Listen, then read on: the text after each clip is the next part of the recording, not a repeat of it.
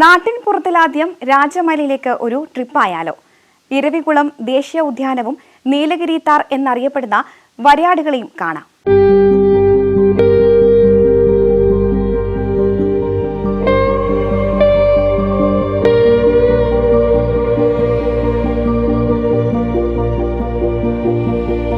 കോടമഞ്ഞ് മൂടുന്ന മലമുകൾ, തേയിലക്കാടുകൾക്കിടയിലൂടെ മല കയറിയെത്തുമ്പോൾ വശ്യമനോഹരമായ പച്ചപ്പുൽമേടുകൾ.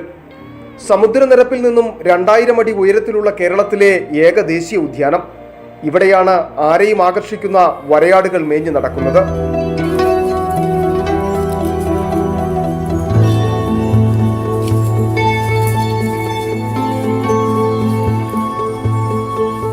മരം കൊച്ചുന്ന തണുപ്പുള്ള ഡിസംബറിൽ മൂന്നാർ കൂടുതൽ മനോഹരിയാണ്. അതുകൊണ്ട് തന്നെ സഞ്ചാരികൾക്ക് തെക്കിന്റെ കാശ്മീരിലേക്ക് എത്താൻ ഏറ്റവും ഇഷ്ടവും ഈ ശൈത്യകാലത്തു തന്നെ.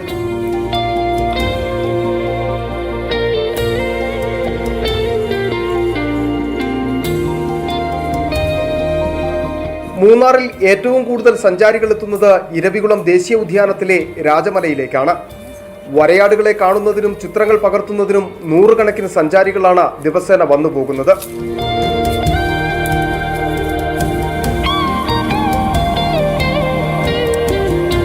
സഞ്ചാരികളെ കണ്ട് പരിചയമായ ഇവയ്ക്കിപ്പോൾ പേടിയില്ല.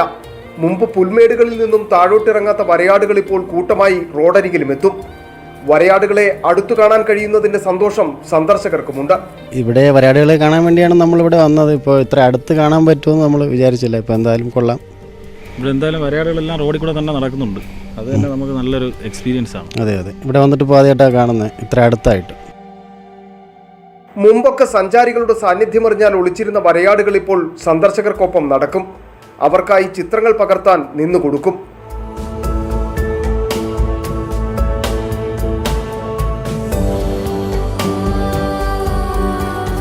എന്നാൽ വരയാടുകളെ തൊടുന്നതിന് കർശന വിലക്കാണ് ഇവിടെയുള്ളത്.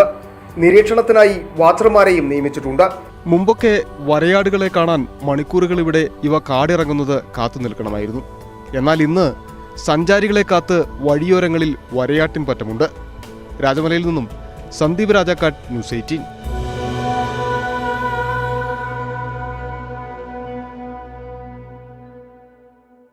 കോഴിക്കോട് കടലുണ്ടിയിൽ ഇത്തവണയും പതിവ് തെറ്റാതെ ദേശാടന കിളികൾ എത്തി. ഡിസംബർ, ജനുവരി മാസങ്ങളിലാണ് ഇവിടെ ദേശാടന കിളികളുടെ കാലം. കാണാം ആ മനോഹര കാഴ്ചകൾ.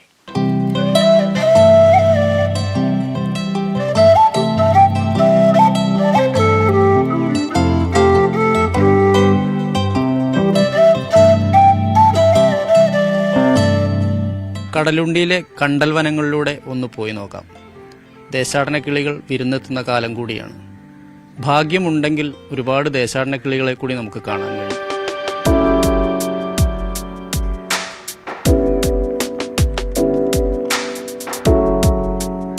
കടലുണ്ടിയിൽ 50 ഏക്കറിലധികം സ്ഥലം കണ്ടൽക്കാടുകളാണ്. 9 ഇനം വ്യത്യസ്തമായ കണ്ടലുകളാൽ സമൃദ്ധമായൊരു തുരുത്താണിത്.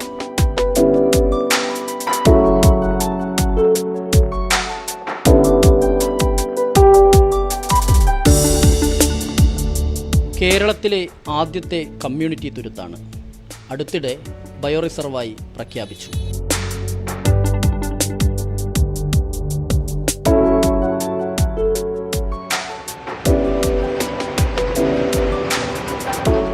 CP തുരുത്തും ബാലാതുരുത്തും പിന്നിട്ട് തോണി കടലുണ്ടിപ്പാലത്തിനടിയിലൂടെ ഒഴുകി. അന്തരീക്ഷം മേഘാവൃതമായിരുന്നു. ഇപ്പോൾ മഴ പെയ്യുമെന്ന സ്ഥിതി.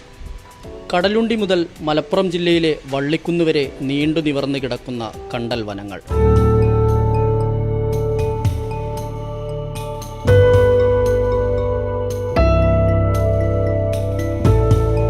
പനയമാട് തുരുത്തിലെത്തിയപ്പോൾ കണ്ട കാഴ്ചയാണ് മനം കുളിർപ്പിക്കുന്നത്. ദേശാടന പക്ഷികൾ കൂട്ടമായി പറന്നും വിശ്രമിച്ചും കുളിച്ചും ഉല്ലസിക്കുന്ന കാഴ്ച.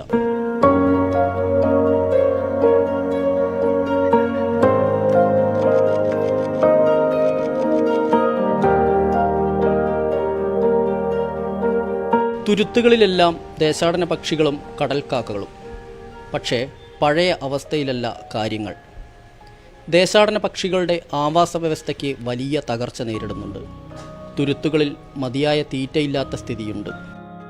135 ഇനം ദേശാടന പക്ഷികൾ വിരുന്നെത്തിയ തുരുത്തുകളുണ്ടായിരുന്നു കടലുണ്ടിയിൽ.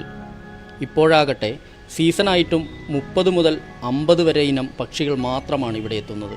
ഒക്ടോബർ മുതൽ മാർച്ച് വരെയാണ് പക്ഷികളുടെ ദേശാടന കാലം. ഡിസംബർ ജനുവരി മാസങ്ങളിലാണ് ഏറ്റവും കൂടുതൽ ദേശാടന കിളികൾ എത്താറുള്ളത്. എങ്കിലും സഞ്ചാരികളുടെ മനം കവർന്നാണ് ദേശാടന കിളികൾ പറന്നകലുക. തുരുത്തിനോട് ചേർന്നുള്ള ഫിഷിംഗ് ബോട്ടുകളും ബഹളവും ദേശാടന കിളികൾ കടലുണ്ടിയിൽ നിന്ന് അകലാനൊരു പ്രധാന കാരണമായതായി പക്ഷി നിരീക്ഷകർ പറയുന്നു. ഇപ്പം ശരിക്കും നല്ല ഡിസംബറായി, നല്ല തണുപ്പ് കാലമാണ്. പൊതുവെ നല്ല പക്ഷികൾ എത്തേണ്ട ഒരു സമയമാണ്. പക്ഷെ ഇവിടെയുള്ളൊരു പ്രശ്നം എന്താ പറഞ്ഞാൽ, ഇവിടെ ഇപ്പോൾ അവരെ ഫീഡിങ് ഏരിയയിലും പിന്നെ അവർ വിശ്രമ കേന്ദ്രങ്ങളായിട്ട് നിൽക്കുന്ന സ്ഥലങ്ങളിലെല്ലാം, മണൽത്തിട്ടകളിലെല്ലാം ഇപ്പോൾ മത്സ്യബന്ധന ബോട്ടുകൾ വളരെ വ്യാപകമായിട്ട് നിർത്തിയിടാൻ തുടങ്ങിയിട്ടുണ്ട്. വനം വകുപ്പിൻ്റെ ഇക്കോ ടൂറിസം പദ്ധതിയുടെ ഭാഗമായി തോണിയാത്രയുണ്ട് ഇവിടെ. കണ്ടൽ വനത്തിലൂടെ സഞ്ചരിച്ച് ദേശാടന കിളികളെ കണ്ടു മടങ്ങാൻ ആഗ്രഹിക്കുന്നവർക്ക് കടലുണ്ടിയിലേക്ക് ധൈര്യമായി വരാം.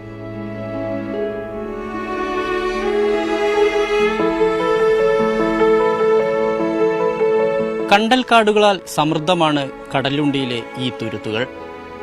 ദേശാടന കിളികൾ കൂടി വിരുന്നെത്തിയതോടെ സന്ദർശകർക്കിത് കാഴ്ചയുടെ വസന്തകാലമാണ്. ക്യാമറാമാൻ സ്വരൂപ് നിവേദിക്കൊപ്പം എസ് വിനേഷ് കുമാർ, ന്യൂസ് 18 കോഴിക്കോട്. 10 മാസത്തെ ഇടവേളയ്ക്കു ശേഷം വീണ്ടും സഞ്ചാരികൾക്കായി തുറന്നിരിക്കുകയാണ് നിലമ്പൂർ നെടുങ്കയം. തേക്ക് തോട്ടവും തടി ഡിപ്പോയും തെളിഞ്ഞൊഴുകുന്ന കരിമ്പുഴയുമൊക്കെ കാണാൻ ആളുകളുടെ പ്രവാഹമാണ് ഇവിടേക്ക്.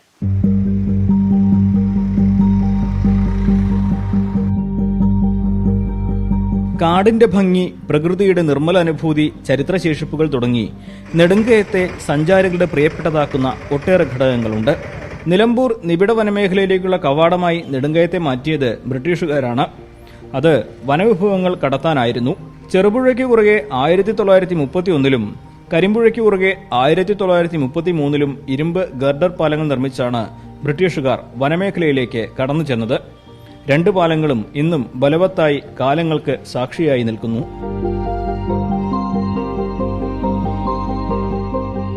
ഇപ്പോൾ വനം വകുപ്പിന്റെ കീഴിലാണ് കേന്ദ്രം.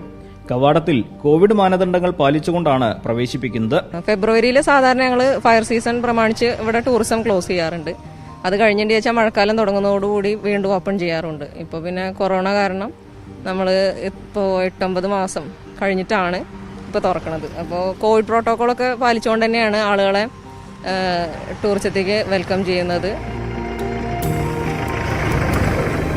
ആകാശം മുട്ടുന്നത്ര വളർന്നു നിൽക്കുന്ന തേക്ക് മരങ്ങൾക്കിടയിലൂടെയാണ് റോഡ് കടന്നു പോകുന്നത്. തേക്ക് മരങ്ങൾക്കപ്പുറം വന്യജീവികൾ വിഹരിക്കുന്ന സ്വാഭാവിക വനം. ഇവിടെയാണ് നെടുങ്കയം തടി ഡിപ്പോ.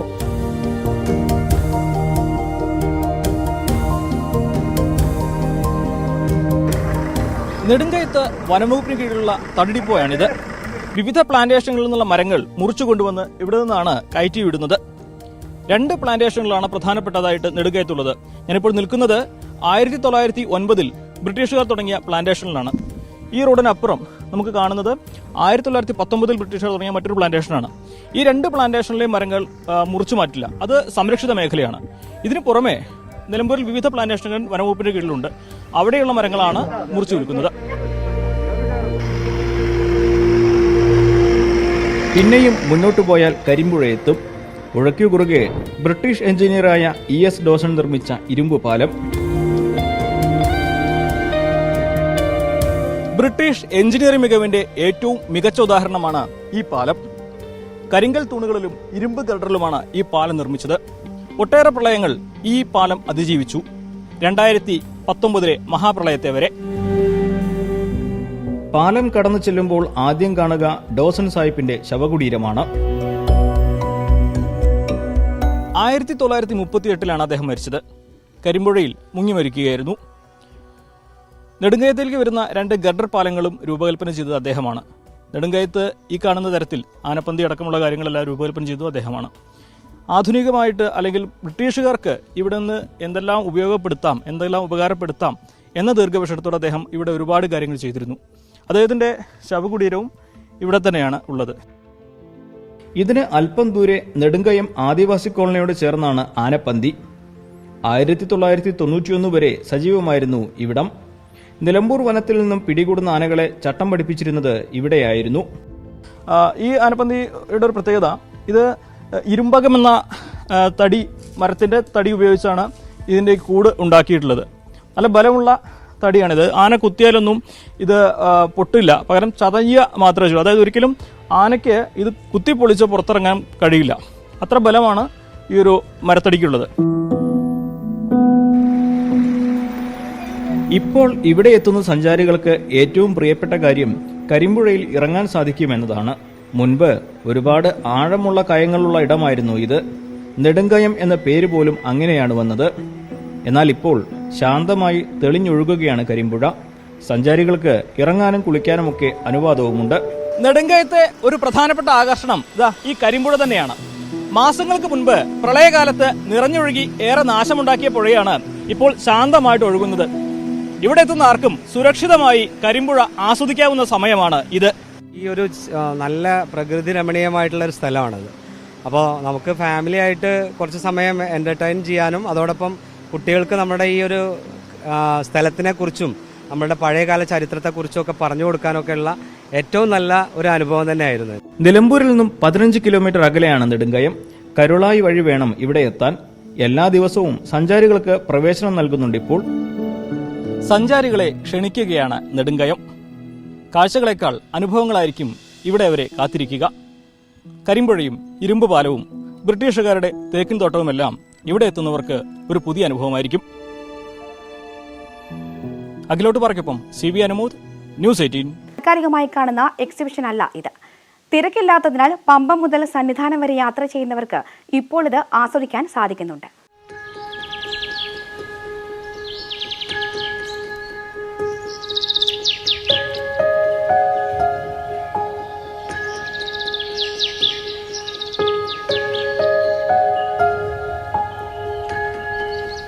കാഴ്ചക്കാർക്ക് വേണ്ടി താൽക്കാലികമായി ഉണ്ടാക്കുന്ന മോഡലുകൾ കൊണ്ടുള്ള എക്സിബിഷനുകൾ നമ്മൾ കണ്ടിട്ടുണ്ട്. ഇതങ്ങനെയല്ല. പ്രകൃതിയെ, കാടിനെ അറിയാൻ ആഗ്രഹിക്കുന്നവർക്ക് നേരിട്ട് അനുഭവിക്കാവുന്ന മരങ്ങളുടെ കാഴ്ച.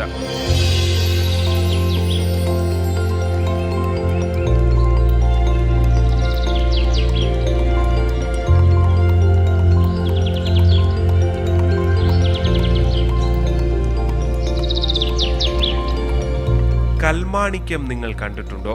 കറുത്ത കുന്തിരിക്കം, പൂഞ്ഞാവ്, കടുക്ക. ഈ കാട് നമ്മൾ കാണാത്ത, ശ്രദ്ധിക്കാത്ത ഒരുപാട് കാഴ്ചകളുടെ ഇടമാണ്.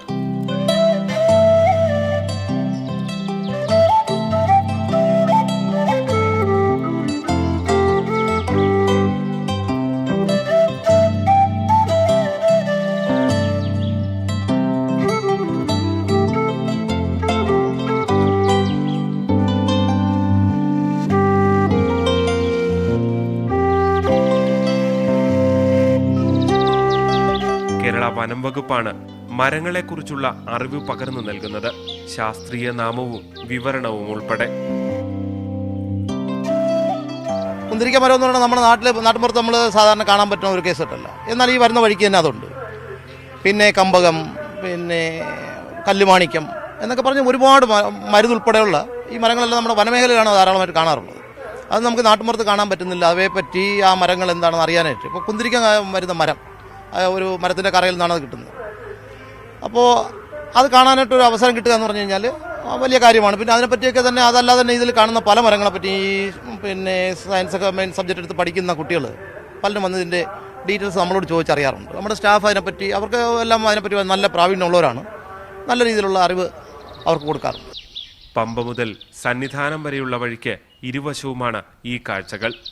തീർത്ഥാടക ബാഹുല്യം കുറഞ്ഞ ഈ കാലത്ത് ദർശനത്തിനെത്തുന്നവർക്ക് കൂടുതൽ സമയം ചെലവഴിച്ച് തന്നെ ഇത് കണ്ടറിഞ്ഞു മടങ്ങാം. അത്രയധികം വൈവിധ്യങ്ങൾ നിറഞ്ഞതാണ് നമ്മുടെ കാട്. ഈ കാടിനെ തിരിച്ചറിയാനുള്ള അവസരം കൂടിയായി മാറുകയാണ് ശബരിമല യാത്ര. ചടച്ചിമരത്തിനുള്ളിലെ ഇടുങ്ങിയ ഫ്രെയിമിൽ നിന്നും ക്യാമറമാൻ ഇമ്മാനുവൽ തോമസിനൊപ്പം G. ശ്രീജിത്ത്, ന്യൂസ് 18 സന്നിധാനം.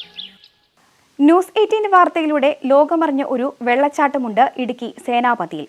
ഇന്ന് സിനിമകളുടെയും പരസ്യചിത്രങ്ങളുടെയും പ്രധാന ലൊക്കേഷൻ കൂടിയാണ് ഈ മരച്ചുവട് വെള്ളച്ചാട്ടം. കാണാം ആ മനോഹര കാഴ്ച ഒരിക്കൽ കൂടി. പ്രകൃതിയുടെ ഹരിത സമൃദ്ധിക്കു നടുവിൽ വിസ്മയ കാഴ്ചയാവുകയാണ് മരച്ചുവട് വെള്ളച്ചാട്ടം. സേനാപതി പഞ്ചായത്തിലെ പള്ളിക്കുന്നിനും സേനാപതിക്കുമിടയിലാണ് ഈ വെള്ളച്ചാട്ടം. പ്രകൃതിയുടെ തനിമ ഒട്ടും നഷ്ടപ്പെടാതെ നാട്ടുകാരുടെ നേതൃത്വത്തിൽ സംരക്ഷിച്ചു പോരുന്ന ഈ പ്രദേശം ന്യൂസ് 18 പ്രേക്ഷകർക്ക് മുമ്പിൽ ആദ്യമായി എത്തിച്ചത്. ഇതിനുശേഷം നിരവധി മലയാള ചിത്രങ്ങളും പരസ്യ ചിത്രങ്ങളും ഇവിടെ ചിത്രീകരിച്ചിട്ടുണ്ട്. ചിത്രീകരണം ആരംഭിക്കുന്ന പല സിനിമകളുടെയും ലൊക്കേഷനായും ഇവിടമാണ് തെരഞ്ഞെടുത്തിട്ടുള്ളത്.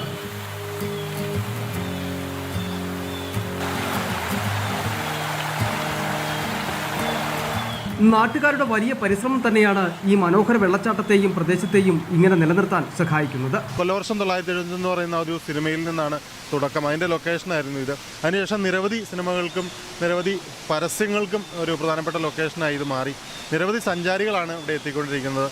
അപ്പോൾ ഈ ലൊക്കേഷനെ ഒരു എക്കോ ഫ്രണ്ട്ലി ആയിട്ട് നിർത്താനും അതുപോലെ തന്നെ ഇവിടെ വരുന്ന സഞ്ചാരികൾക്കും അതുപോലെ തന്നെ ചലച്ചിത്ര ഫിലിം പ്രവർത്തകർക്കും വേണ്ട സൗകര്യങ്ങൾ ചെയ്യാനും ഞങ്ങൾ ശ്രദ്ധിക്കാറുണ്ട്.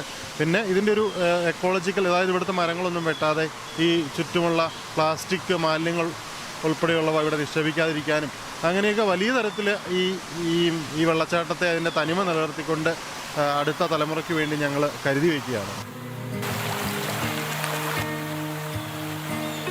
ഏറെ ടൂറിസം സാധ്യതയുള്ള പ്രദേശത്തിന്റെ വികസനം കണക്കിലെടുത്ത് DTPCയും ത്രിതല പഞ്ചായത്തുകളും കാര്യക്ഷമമായ ഇടപെടൽ നടത്തിയാൽ ഉൾഗ്രാമ പ്രദേശമായ സേനാപതിയുടെ സമഗ്ര വികസനത്തിന് വഴിതെളിക്കുമെന്നാണ് നാട്ടുകാരുടെ പ്രതീക്ഷ. ഒരിക്കൽ ന്യൂസ് 18 പേരിട്ട് പരിചയപ്പെടുത്തിയ ഈ മരച്ചുവട് വെള്ളച്ചാട്ടമെന്ന സഞ്ചാരികളുടെ മാത്രമല്ല സിനിമയുടെയും പരസ്യ ചിത്രങ്ങളുടെയും ഇഷ്ട ലൊക്കേഷനാണ്. മരച്ചുവട് വെള്ളച്ചാട്ടത്തിൽ നിന്നും സന്ദീപ് രാജാക്കാട്, ന്യൂസ് 18.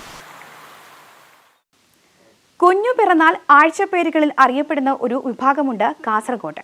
പട്ടികവർഗ പ്രാചീന ഗോത്ര വിഭാഗത്തിൽപ്പെട്ട കൊറഗ സമൂഹത്തിനിടയിലാണ് ഈ അപൂർവ സമ്പ്രദായം ഇന്നും നിലനിൽക്കുന്നത്.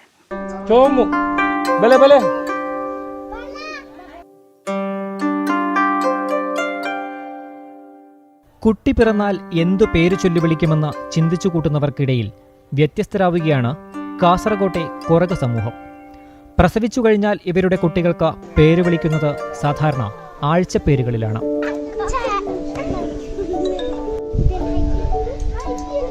ഞായറാഴ്ച ജനിച്ചവർക്ക് ആയിത്തിയെന്നും, തിങ്കളാഴ്ചയാണെങ്കിൽ ചുമയെന്നും, ചൊവ്വാഴ്ചയാണെങ്കിൽ അങ്കാരയെന്നും, ബുധനാഴ്ചയാണെങ്കിൽ മുദ്ധയെന്നും, വ്യാഴാഴ്ച ഗുരുവയും, വെള്ളിയാഴ്ച ചുക്കുറുവും, ശനിയാഴ്ച ജന്മദിനമെങ്കിൽ ചനിയ എന്നിങ്ങനെയാണ് പേരിടുക. പെൺകുട്ടിയാണെങ്കിൽ ഐത്തു, ചോമറു, അങ്കറെ, മതാവു, ഗുബ്ബി, ചുക്രു, ചനിയാറു എന്നിങ്ങനെയാണ് പേരുകൾ വിളിക്കുന്നത്. മുതിർന്നവർക്കാണെങ്കിൽ പേരിനൊപ്പം വലിയ എന്ന് ചേർത്ത് വിളിക്കുന്നു. ഈ അപൂർവ സമ്പ്രദായം ഇന്നും ഇവരുടെ ഇടയിൽ നിലനിന്നു പോരുന്നു. എൻ്റെ മോളുടെ വലിയ മോളുടെ ചോമ പറഞ്ഞിട്ട് വേറെ പേര് സുനിതണ്ട് സ്കൂളിൻ്റെ, ചെറിയ മോളുടെ ദൂജാറ്, പിന്നെ മോളുടേത് ചനിയുണ്ട്, പിന്നെ ഒരു ചെറിയ മോളുടേത് മത്തടി. കൊറഗ വിഭാഗം ഇന്ന് കാസർഗോഡ് ജില്ലയിൽ മാത്രമാണ് അവശേഷിക്കുന്നത്. ബദിയടുക്കയിൽ കരിയാട്, ധർബത്തടുക്ക, പെരിയടുക്ക, മാടത്തടുക്ക, പെരടാല, കാടമന കോളനികളിലുള്ള ഈ സമുദായം മറ്റു ജനവിഭാഗങ്ങളിൽ നിന്ന് തീർത്തും ഒറ്റപ്പെട്ട നിലയിലാണ്. മഞ്ചേശ്വരം, കാസർഗോഡ് ബ്ലോക്കുകളിലായി 50ഓളം പട്ടികവർഗ കോളനികളിൽ 400-ലേറെ കൊറഗ കുടുംബങ്ങൾ താമസിക്കുന്നുവെന്നതാണ് നേരത്തെ നടത്തിയ സർവേ പ്രകാരം കണ്ടെത്തിയത്. കൃഷി ചെയ്യാനോ മൃഗങ്ങളെ വളർത്താനോ ശീലിച്ചിട്ടില്ലാത്ത കൊറഗരുടെ ജീവിതോപാധി ഇന്നും കുട്ടമടയിലാണ്. കാട്ടിൽ നിന്നും ശേഖരിക്കുന്ന വള്ളികൾ ഉപയോഗിച്ച് കുട്ടയുണ്ടാക്കി വിൽപ്പന നടത്തിയാണ് ഉപജീവനമാർഗം കണ്ടെത്തുന്നത്. കുട്ടമടയുന്നതിന് കാട്ടുവള്ളികൾ ശേഖരിക്കാൻ കിലോമീറ്ററുകൾ താണ്ടി വനങ്ങളിലേക്ക് പോകേണ്ടി വരുന്നു. പലപ്പോഴും വനത്തിനുള്ളിൽ ദിവസങ്ങളോളം തങ്ങിയാണ് വള്ളികൾ ശേഖരിക്കുന്നത്. KV Baiju, news 18, Kasaragod. അച്ചാറുകൾ കൊണ്ട് ജീവിതം തിരിച്ചുപിടിച്ച ഒരാളെ പരിചയപ്പെടാം ഇനി. മലപ്പുറം മക്കരപ്പറമ്പ് സ്വദേശിനി കലശ്ശേരി റംലയുടെ ജീവിതം നിശ്ചയദാർഢ്യത്തിന്റെയും പരിശ്രമത്തിന്റെയും പ്രതിഫലനമാണ്.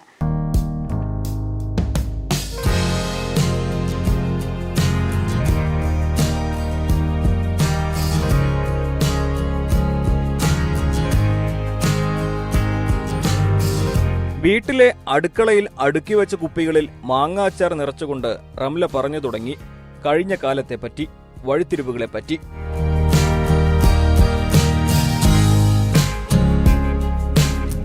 2003 ഭർത്താവ് മുഹമ്മദ് കുട്ടി മരത്തിൽ നിന്ന് വീണ് നട്ടലിന് പരിക്കേറ്റ് കിടപ്പിലായപ്പോൾ 2 കുട്ടികളെയും കയ്യിലെടുത്ത് തുടങ്ങിയതാണ് റംലയുടെ ഓട്ടം. എല്ലാത്തിനും പിന്തുണയും ആശ്രയവുമായത് കുടുംബശ്രീയാണ്. 2000 രൂപ ലോൺ എടുത്താണ് അച്ചാർ നിർമ്മാണം തുടങ്ങിയത്. അപ്പോൾ പൈസൻ്റെ ബുദ്ധിമുട്ടുണ്ടായിരുന്നു. എങ്ങനെ തുടങ്ങാൻ എന്ത് ചെയ്യണമെങ്കിലും പൈസ. അപ്പോൾ അയൽക്കൂട്ടത്തിൽ നിന്ന് സാറ് പറഞ്ഞു അയൽക്കൂട്ടത്തിൽ നിന്ന് ലോൺ എടുത്തിട്ട് തുടങ്ങാൻ. അങ്ങനെ 2000 രൂപ ലോൺ എടുത്ത് പാത്രങ്ങളും പിന്നെ കുറച്ച് സാധനങ്ങളൊക്കെ വാങ്ങി കുറച്ച് അച്ചാർ അങ്ങനെ അച്ചാറിട്ടു. ഫസ്റ്റിൽ വീടുകളിൽ കൊണ്ടുകൊടുത്തു. കുടുംബശ്രീ തന്നെയാണ് പിന്തുണ, മാത്രമൊന്നുമല്ല എല്ലാത്തിനും ഇന്നും കുടുംബശ്രീ തന്നെയാണ് എല്ലാത്തിനും സപ്പോർട്ട്. വീടുകളിൽ അച്ചാർ വിറ്റായിരുന്നു തുടക്കം. കുടുംബശ്രീ മേളകളാണ് അച്ചാറുകളുടെ രുചി മലപ്പുറം ജില്ല മുഴുവൻ എത്തിച്ചതും റംലയുടെ തലവര മാറ്റിയതും. ഇന്ന് ജില്ല മുഴുവനും ജില്ലയ്ക്ക് പുറത്തും ബിസ്മില്ല അച്ചാറുകളും മറ്റു ഉൽപ്പന്നങ്ങളും ലഭ്യമാണ്. എന്താണ് അച്ചാറുകളുടെ രുചിയുടെ രഹസ്യം എന്ന് പറയാൻ റംലയ്ക്ക് മടിയില്ല. കാരണം കൈപുണ്യം പകർത്താൻ പറ്റില്ലല്ലോ. സാധാരണ നാടൻ തന്നെ, നമ്മൾ പൊടികളൊന്നും പുറത്തുനിന്ന് വാങ്ങിലൊക്കെ വറുത്ത് പൊടിച്ച് നമ്മൾ ഉണ്ടാക്കുന്നത് തന്നെയാണ്.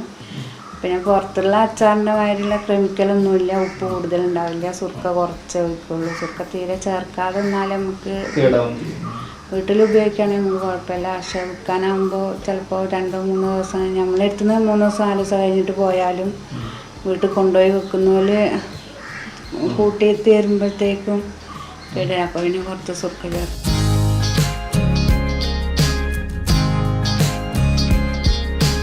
വീട് നിർമ്മാണം, മക്കളുടെ പഠനം, ഭർത്താവിന്റെ ചികിത്സ എന്നിവയ്ക്കെല്ലാം അടിസ്ഥാനമായത് അച്ചാർ നിർമ്മാണവും വിപണനവുമാണ്. ഇന്ന് ഭർത്താവ് ഈ ഉൽപ്പന്നങ്ങൾ വിൽക്കുന്ന ഒരു സംരംഭം നടത്തുന്നു. 2 മക്കളിൽ ഒരാൾ വിദേശത്താണ്, മറ്റേയാൾ പഠിക്കുന്നു. ജീവിതത്തിലെ പ്രതിസന്ധികളെ റംല മറികടന്നത് മനോധൈര്യവും കുടുംബശ്രീയുടെ കൈസഹായവും പിന്നെ കുടുംബത്തിന്റെ പിന്തുണ ലഭിച്ചതുകൊണ്ടുമാണ്.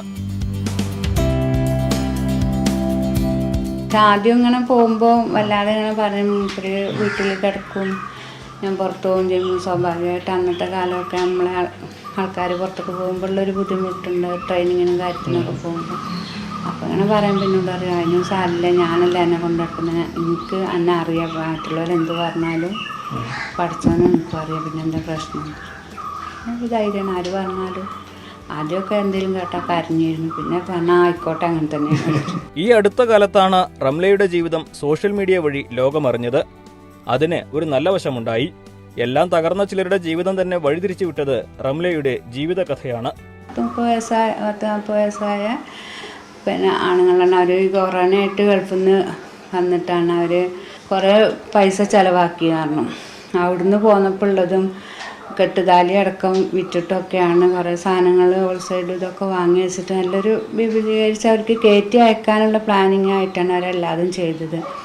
എല്ലാതും എടുത്തു. പക്ഷേ അച്ചാർ ശരിയാവണില്ല, ഒന്നും നേരാവണില്ല പറഞ്ഞാൽ അങ്ങനെ അന്ന് രാത്രി അവർ എന്തോ വിഷം കൈ പിടിച്ച് നിന്നിട്ടാണ് പിന്നെ ഇങ്ങനെ ആലോചിച്ചെന്ന് ഭാര്യയും ഭർത്താവും പിന്നെ അവിടെ ഒരു മകനും കൂടെ.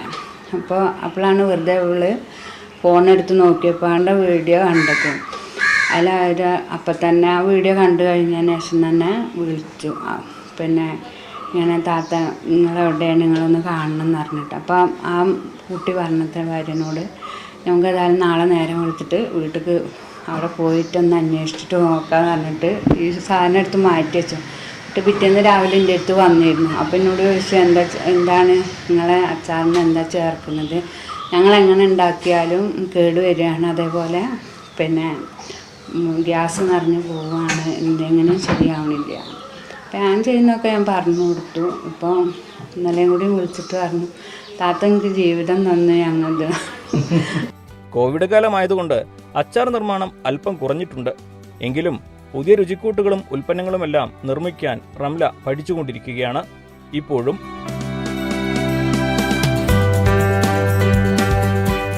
അഖിലോട്ട് പാറയ്ക്കൊപ്പം CV അനുമോദ്, ന്യൂസ് 18.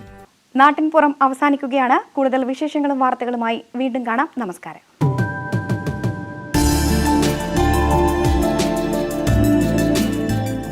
ഈ പരിപാടി നിങ്ങൾ